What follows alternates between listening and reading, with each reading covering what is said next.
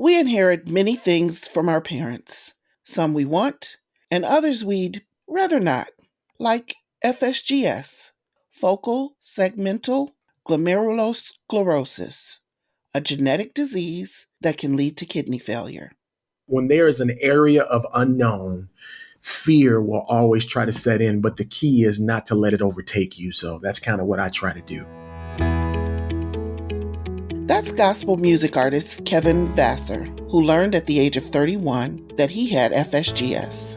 I'm Monica Fox, Director of Outreach and Government Relations for the National Kidney Foundation of Illinois, and your host for this edition of The Journey Continues. This time I'm talking to Kevin about how he manages a successful career while maintaining good health. Hi, Kevin. How'd your kidney journey begin? Wow, my kidney journey began, of course, like everyone else, unexpectedly. I want to say it was back in roughly 2006, 2007. I was getting my yearly checkup with my primary physician. Crazy thing about it is, as a lot of us, sometimes I didn't want to go. My schedule was so busy and I was preparing to go out of town for vacation with some friends and my wife. And I just felt the urge to not to reschedule, just go ahead on and make it happen. And so I did, and did my checkup and, of course, did my labs. And once I returned from my vacation, I received word from my medical team and my primary doctor that some of my labs came back and my kidney function, it was kind of abnormal, and they wanted to just kind of further investigate and see what was going on. And that pretty much just began the journey of me finding out that I was having challenges with my kidney and finding out that I would eventually have to do dialysis. So it kind of started roughly in 2006, 2007. And how'd you feel at that time when you heard that news? Definitely scared, fearful, as we see how much the journey has progressed over the years, even to this point. But even back then, everyone that I knew that had suffered from any form of kidney disease, the end result was, them passing away tragically. And so definitely had fear. Was thinking that this might be an early exit for your boy. And so definitely had to fight that and kind of come to grips with that. And that was, I would say that was initially, my thoughts, but just kind of the way I've been made up my whole life. And I really credit a lot to my relationship with God. I had my moment, but I was able to just kind of regroup and just say, hey, we're going to go ahead on and take on this challenge like we've taken on other challenges in our lives up until that particular point. Absolutely. I think fear is a very common feeling at a time like that. So I'm just so glad that you went ahead and faced it, head on. I think it's okay to be honest with yourself. You know what I'm saying? I mean, Absolutely. which now listen, you can say whatever you want to other people, but with yourself, you got to always be true. And so, yeah, I always try as much as possible, no matter what I'm feeling, to say, okay, let me just self-examine and really make sure that I'm honest with what's going on inside of me. And so I'm okay with saying that sometimes, when there is an area of unknown, fear will always try to set in, but the key is not to let it overtake you. So that's kind of what I try to do. That's great advice. Thank you for that. So what was your first method of treatment for kidney failure? Yeah, my first method was definitely dialysis, where I was going into the clinic to have it done. And really, that's the only method that I've ever done. It just kind of worked best for me personally. And so, I started doing that, and I was able to really connect with a great group of a team, my doctor and the facility that I was at. They were really, I would say they went above and beyond to just make sure I was comfortable and making sure that I started to educate myself on, what I needed to do, the do's and things that you don't want to do. When you first start, you feel like, oh, I can miss this treatment. I feel fine. And, so I was definitely on that list in the beginning until I found out the hard way that will catch up with you. And so I think that really helped me out tremendously, just being with the right group of people. And so how'd you manage your life on dialysis? It was definitely an adjustment period. I was actually doing a 9 to 5. I was in the mortgage industry during that time when I was diagnosed. And so I was determined. I still am to this day. I do not believe in using things as an excuse. I feel like if God allows these things to happen, that means that he knows that we're strong and we can handle it. And so I continued to try to work, and I was successful as much as possible doing that. And so I think that helped me just trying to continue to keep my life as normal as possible. I just looked at this as something that I have to do as a part of my day. But as long as I follow through with everything that my doctor tells me to do, the nutritionist and all the things that we want to do, monitoring my fluid intake, all of those important things, I would still be able to continue to live life the way I was used to doing it.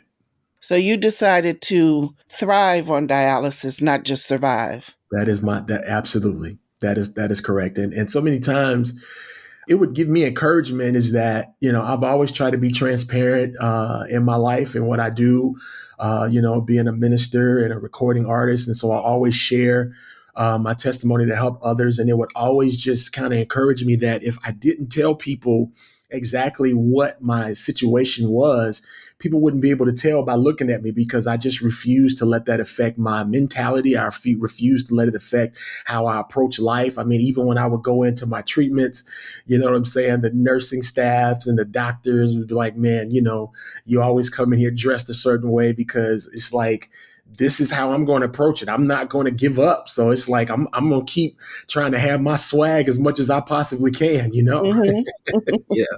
Definitely. So how did the conversation about transplant begin? Well, immediately, once I got on you start talking about you can get a transplant, you can do it. And so we started talking about it, but I think it took me a while to just really just adjust to the new lifestyle that I had before I started to actually pursue it as far as getting the workup done and, actually getting on the list. So once you start doing dialysis and the team that's around you, they're going to always start talking about, hey, let's try to get you a transplant. And then, you'll be on a unit with other patients that you're coming, to get dialysis with, and they'll become a part of your journey too. You're seeing them, 2 to 3 times a week. And so you'll look up one day and they won't be there. And it's like, oh, they got their kidney, and you're excited for them. And it's like, well, you know what? I think I want to experience that too, Mm-hmm. Yes. So how'd you prepare yourself for transplant? This transplant that I have now that I'm so grateful for, this is actually my second. So my first transplant, like I said, I began to make sure that I met the criteria to be on the list in Illinois. And so I did that and got on the transplant list and just started doing everything that I was supposed to do, going in for the meetings and making sure, the guidelines that they want you to do when your name is called, making sure that you're a good patient, making sure that you're doing what you're supposed to do, coming to your treatments, doing your entire treatment, and not trying to, skip around just to make things convenient for you. And so I kind of made it my priority to do that. And, just all of a sudden for my first transplant, I'm a member of a church, Fellowship Chicago, where I've been serving there now for over 20 years. And everyone was just a part of my journey, knowing what was going on. And so tragically, in my church family, there was a family that experienced a loss to one of their loved ones. While they were in that tough situation, it was just unbelievable to me. Still to this day, they actually thought about me. They wanted to make it happen where their loved one was a donor, and they wanted to make sure if everything matched up that I would receive that kidney that he would be offering up. Isn't that a blessing? Amazing! On I'm the still blown toughest away. day, the Yes, most difficult day of their life, yes, they stopped to save you. yep. That is beautiful.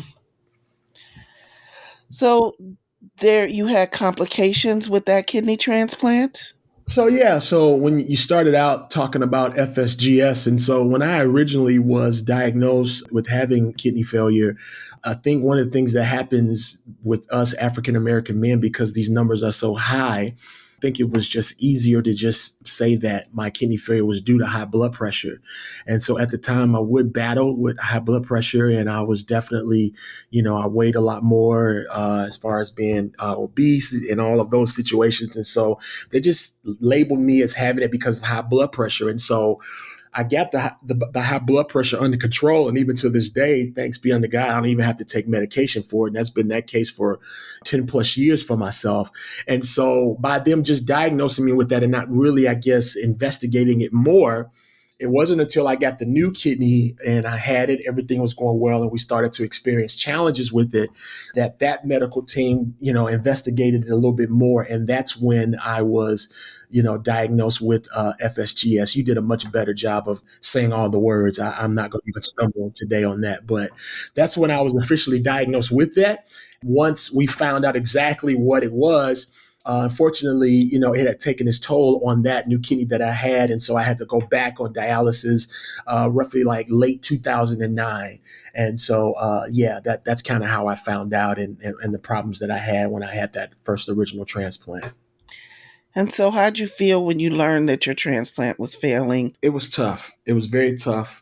I encourage everyone that's on this journey. It's definitely a roller coaster ride. You have some high days and you have some low days. And so for me to do dialysis, it takes a mindset. And it's almost like athletes, boxers, when they're training for a fight, you go into a zone. And so for me, while I was doing dialysis, it was a mindset that I had. And I was able to deal with that and be productive, travel the world, doing my records and traveling, not use it as an excuse. That's wonderful. But once I received the transplant, then I went into another mindset. So to have to go back to it, you know what I'm saying? That was challenging, and definitely had a tough span of trying to adjust. But once again, I went back to the same clinic that I was at, and there was a young lady, and I'm going to say her name. Her name was Denise Smith, and she was one of the techs there.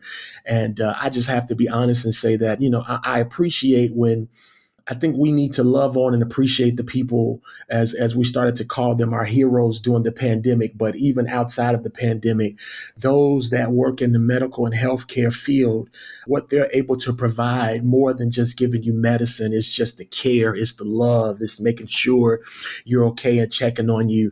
It was really the team that was around me when I had to go back, just embracing me back in the family, saying, listen, it's going to happen again. I think that really helped me just kind of readjust and just kind of lock back into my mindset, That makes sense.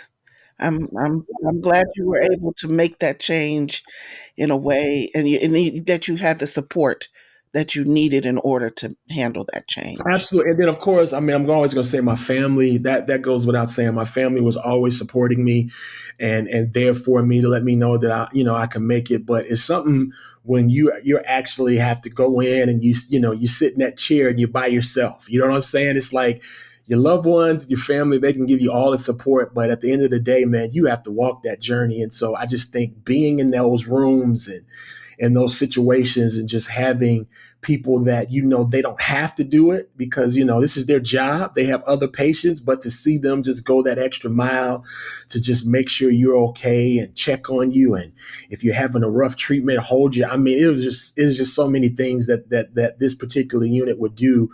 It just really helped me personally. That's just my personal journey with it. That's wonderful. So you since then received a second kidney transplant. Tell me about receiving the call for that. Once again, it's just an amazing experience for myself. And so last year, I was in the process of recording my latest project, which will be out in 2 months. I'm excited about that. While I was recording it and just being spiritually based like I am, it was just put on my heart to just entitle the whole experience, I Believe. And to be honest with you, Monica, it wasn't about any personal things for myself. I was really all of the music, everything that I was doing, it was sincerely centered around trying to help others. That is really what I've tried to do with my life, try to help others, even with my own setbacks. I try to be transparent. I don't try to be private. I try to share them because I believe that we all go through things for a reason. And so as I was preparing to do it, I entitled the experience, I Believe, and I just began to put it out there to my church family and those that follow my music ministry. Hey, everyone that's coming, just want you to believe whatever you're believing for. And I believe we all will come together and we'll be able to see some good results of us just believing things will happen. And little did I know, once again, I had did all of the due diligence to make sure that I was on the kidney transplant list. And as I mentioned before, I was obese. And so there was a goal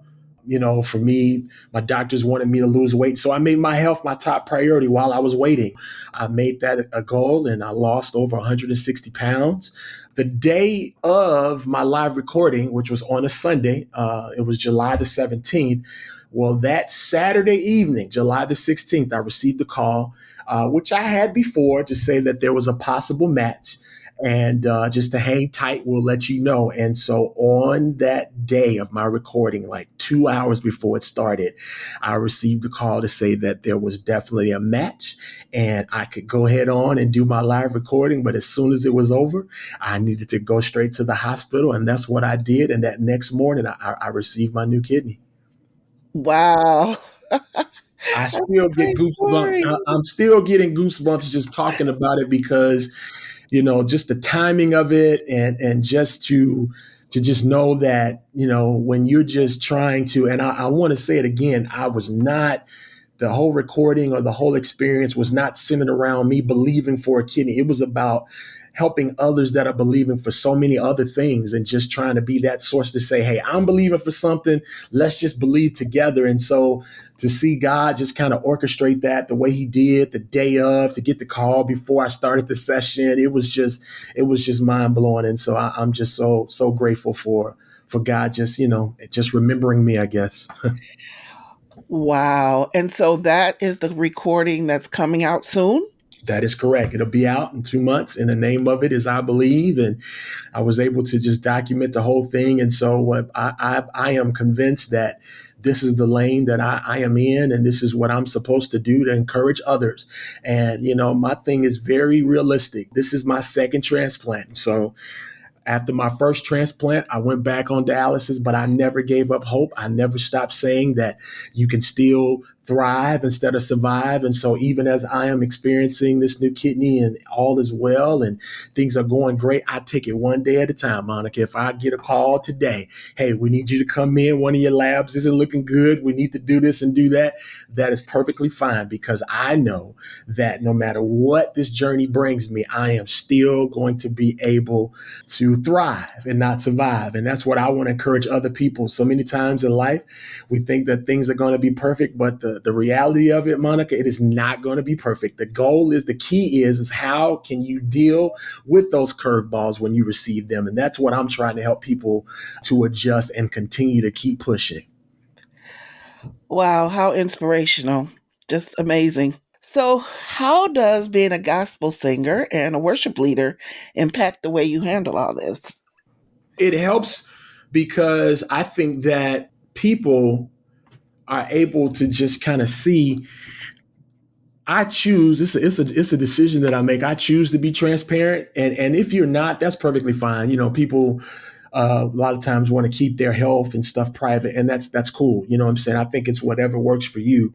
But I can't begin to tell you how many times, if I may share a testimony or people just know what's going on, and just in walking through life, and people will come and talk to me, hey, I'm going through the same thing, or hey, my brother's going through this. Can you just call and encourage them, and this and that? And so I think that my experience in my relationship with Christ has given me just more clarity on what it is I need to do with my testimony. You know what I'm saying? I think there's so many of us have so many testimonies and things that we could talk about that could help so many other people. But because we don't want to talk about it, I think you just want to ask yourself, why is it that you don't want to share that? Why is it that you don't want to share that tough challenge that you went through, even though you were able to overcome it? You know what I'm saying? And so once you're able to answer that question, I think it'll free you a little bit just to try to help others. I mean, even what you're doing today with the podcast, Monica, this is a vehicle to help so many other people that may be suffering in silence and just want to give up. I saw so many people doing my treatment that, when you would see them come in, you could just physically see in their spirit, in their mind, that they just didn't want to push and keep going. And so that's where I feel like God has called me to do, just to try to help others to say, hey, you can make it. Even if you're on dialysis, that is not the end of your story. You can keep pushing and you can keep achieving those goals and dreams that you want to do. Yes, and people need to hear that, and they need to hear it regularly. So, how's your health since then?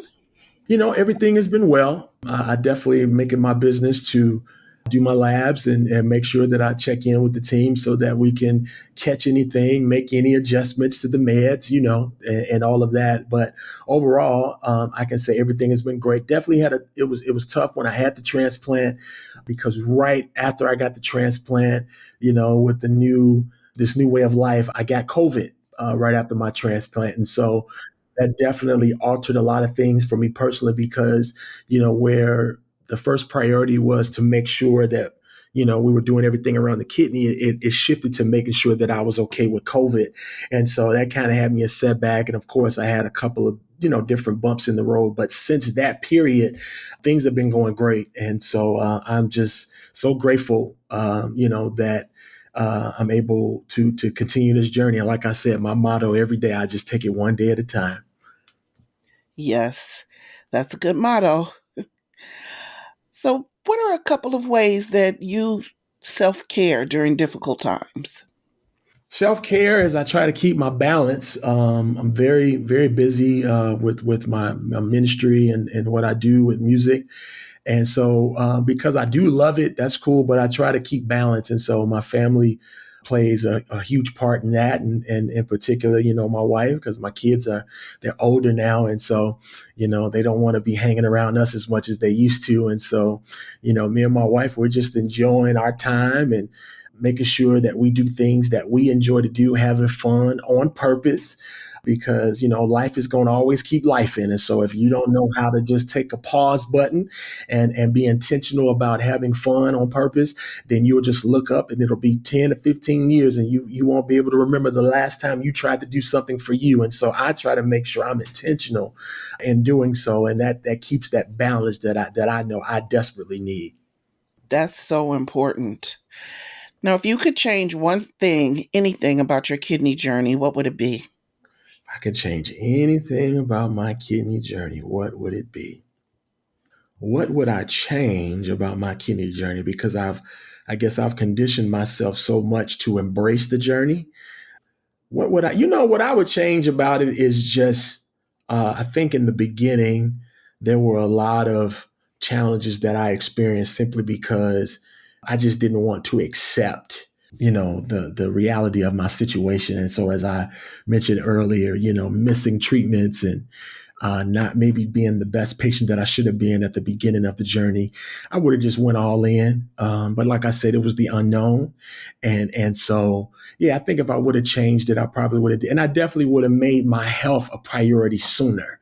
Like as soon as I was diagnosed, I would have just immediately, all right, let me get this weight off. Let me just focus on let me focus on what I can control. You know what I'm saying? And I think that's what I would have did from the top, just focusing on what I can control and leaving the rest up to God to take care of. Great. That's amazing. Why should people register to be organ donors? People should register to be organ donors because you're literally saving lives when you make that decision. You're saving someone's life. And I think as we all get older, you start thinking about your legacy. You know what I'm saying? What am I going to leave behind? You start thinking about that for your family, and even furthermore, what imprint am I going to leave on this earth that when I'm gone, because I don't care what we try to do, I don't care how many supplements we try to take, how many new vitamin drinks, whatever. Listen, we are going to leave here, Monica. That's a fact. And so when you start thinking about your legacy, in my opinion, what better legacy could you leave than to say that when it was my time to leave, I was still able to give a gift to someone else so that they could continue to live. I don't think there's no better way to do it. I agree. I agree with you 100%.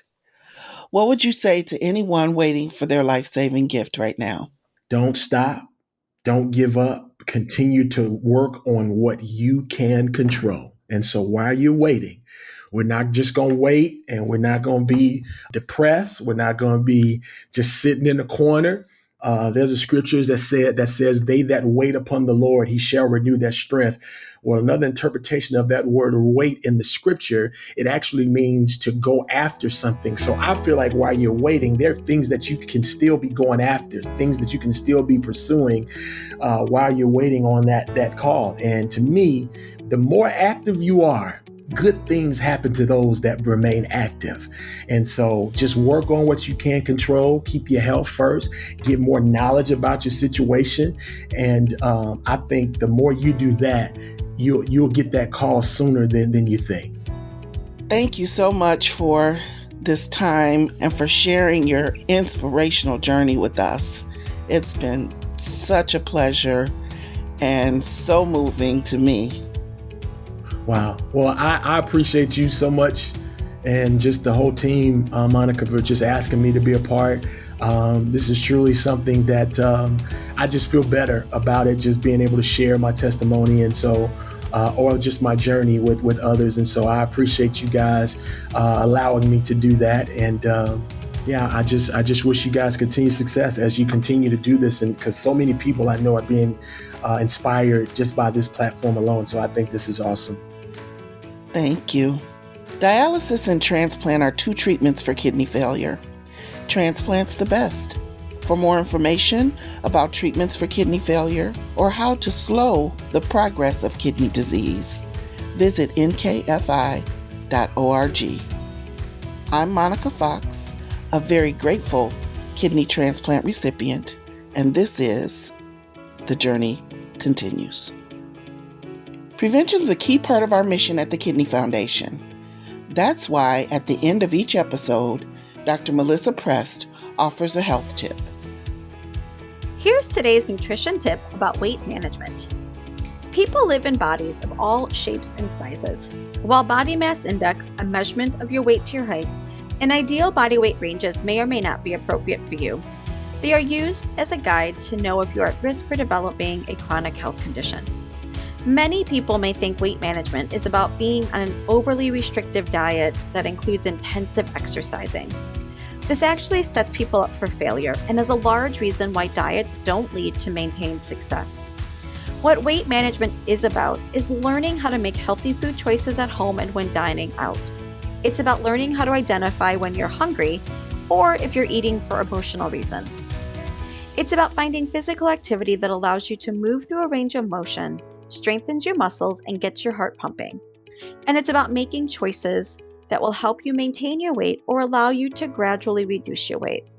It may seem easy to go it alone, but research shows that those who find support and professional guidance are most successful. Here are some tips from people who have had success with weight maintenance. Exercise is important and build up to 200 to 300 minutes per week. This is the equivalent of 30 to 40 minutes a day of activity. Stay hydrated, drink lots of water, and limit sugar-sweetened beverages. Eat whole, nutritious foods and focus on foods that are high in fiber. Eat responsibly and mindfully. Pay attention to when you're hungry and when you're full. Plan your meals ahead of time. This allows you to stay on track and make healthful choices.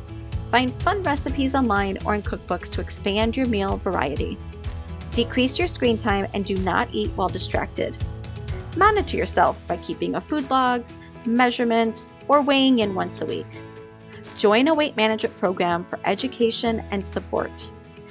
Build your own support group with family and friends. Keep a positive attitude and believe in yourself and your abilities.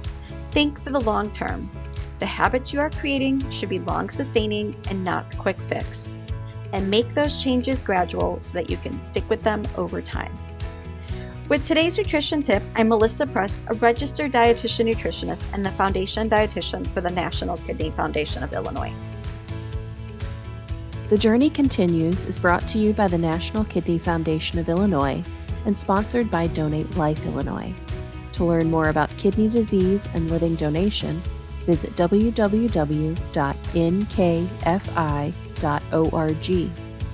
To register to become an eye, tissue, and organ donor, visit lifegoeson.com.